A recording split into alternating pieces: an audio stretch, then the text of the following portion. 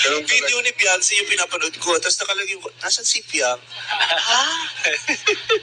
Ayan, so rinig na rinig naman po natin sa non-time show ng It's Showtime. Nabanggit nga po ni Kalinga Prab itong si VNC. Pinapanood niya nga daw po ito, di ba? Sana all.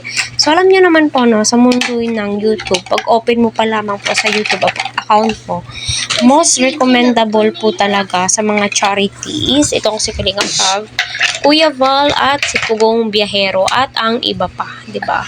So magpa-pop up po 'yan sa kanila, di ba? Kahit hindi po sila naka-subscribe, kapag sinaswipe po nila is makikita.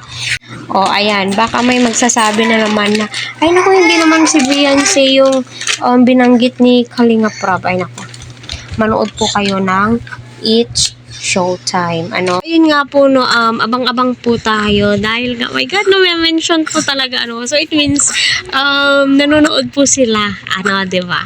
So, naway ma-recognize lahat, ni Vice Ganda, lahat ng K-Angels kasi na-recognize niya nga daw po itong si Beyonce at rinig naman po natin.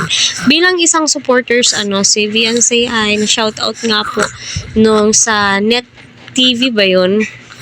Diba? Sa INC. Diba? Si Beyonce. And then, si Vice Ganda na naman po. Di ba nakakatuwa?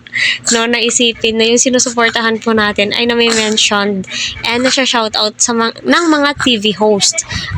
Isa po yun kagalakan, kasiyahan bilang supporters ng Team EDC. Kaya, ay nako. So siguro si Beyonce, di siya makapaniwala. Baka sabihin naman po nila, ay naku, ang daming Beyonce, hindi lang naman si Kwan ganito, ganyan. Sino ba? Ang Beyonce pa na napapanood ni Vice Ganda.